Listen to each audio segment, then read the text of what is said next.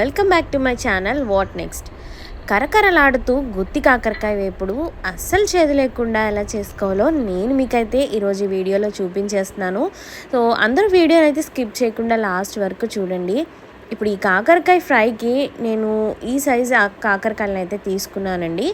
ఇలా చిన్నగా లేతగా ఉన్న కాకరకాయలు అయితే మనకి ఫ్రైకి చాలా బాగుంటాయి. సో ఫస్ట్ ఈ కాకరకాయలు నేను వాష్ చేసేసుకొని ఇలా పైన ఉన్న ఈ రఫ్గా ఉండే ఈ సర్ఫేస్ అంతా కూడా కొంచెం పీల్ చేసేసుకుంటున్నాను. మరీ మొత్తం అంతా చెక్కేసుకోకుండా జస్ట్ పైనే మనం పీల్ చేసుకోవాలి. ఇప్పుడు అలా పీల్ చేసుకుని ఈ కాకరకాయలని నేను ఇలా వీడియోలో చూపిస్తున్న విధంగా ఇలా అయితే కట్ చేసుకుని లోపల ఉన్న గింజలను అయితే తీసేసుకుంటున్నాను. గుత్తి వంకాయకి మనం ఎలా అయితే వంకాయల్ని స్లిట్స్ చేసుకుని పెట్టుకుంటామో అలానే ఈ కాకరకాయలని కూడా మనం కట్ చేసుకుని పక్కన పెట్టేసుకుందాము. ఇప్పుడు ఇలా కట్ చేసుకున్న ఈ కాకరకాయల్లో కొద్దిగా పసుపు అలానే సాల్ట్ కొంచెం నిమ్మరసం యాడ్ చేసుకుని దీన్ని ఒకసారి బాగా మిక్స్ చేసేసుకొని ఒక హాఫ్ అన్ అవర్ సేపు దీన్ని అయితే మూత పెట్టి మనం పక్కన ఉంచుకుందాము. ఇప్పుడు హాఫ్ అన్ అవర్ తర్వాత ఈ కాకరకాయలని తీసి చూసారా కంప్లీట్గా వాటర్ అనేది బయటకు వచ్చేసాయి. మనం ఎలాంటి వాటర్ కూడా ఇందులో యాడ్ చేయలేదు కదా. మనం వీటిలో ఉప్పు నిమ్మరసం వేయడం వల్ల ఈ కాకరకాయల్లో ఉన్న వాటర్ అంతా కూడా మనకి బయటకు వచ్చేస్తుంది.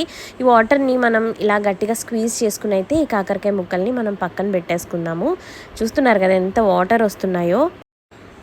ఇప్పుడు మనం నెక్స్ట్ ప్రాసెస్లోకి అయితే వెళ్ళిపోదాము.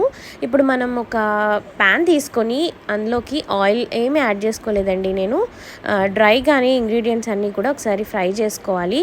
నేను 1 స్పూన్ పల్లీలు తీసుకున్నానండి. అలానే 1 స్పూన్ వరకు ధనియాలు. ఈ రెండు కూడా మీడియం ఫ్లేమ్లో దగ్గరే ఉండి మనం బాగా ఫ్రై చేసుకోవాలి.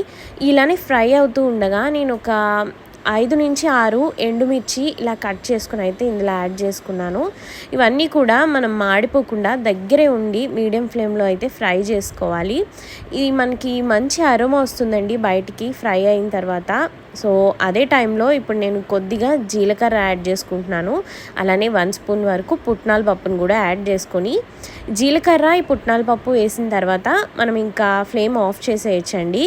ఈ వేడి మీదే ఈ రెండు కూడా ఫ్రై అయిపోతాయి.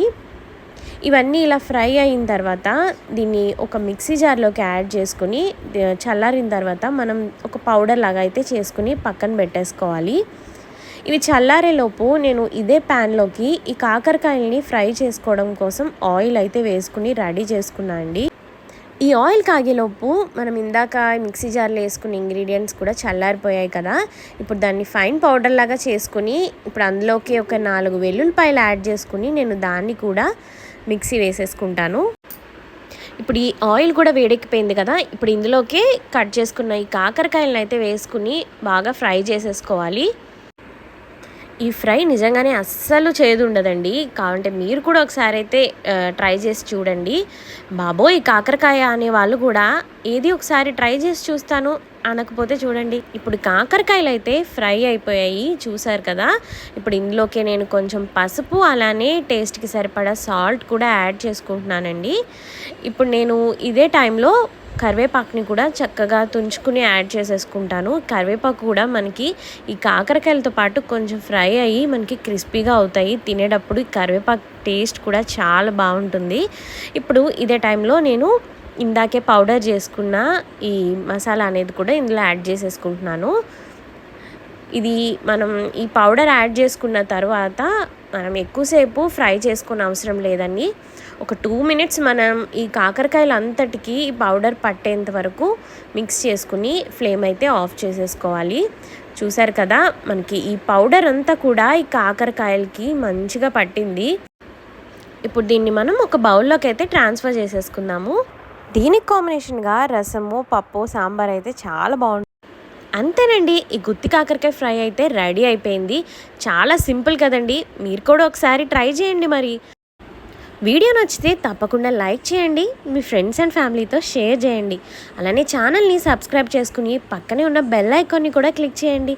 నేను ఏ వీడియో పెట్టినా మీకు నోటిఫికేషన్ అయితే వచ్చేస్తుంది. ఇప్పుడు ఈ కాకరకాయ వేపుడిని వేడి అన్నంలో అలా కలుపుకుని తింటే భలే ఉంటుందండి. సో మరి ఇంకెందుకు ఆలస్యం, మీరు కూడా ఒకసారి అయితే ట్రై చేసి ఎలా వచ్చిందనేది కూడా నాకు కామెంట్ సెక్షన్లో చెప్పండి. మరిన్ని మంచి వీడియోస్ కోసం అయితే ఛానల్ని ఫాలో చేయడం మాత్రం మర్చిపోకండి. Thanks for watching. See you all in the next video.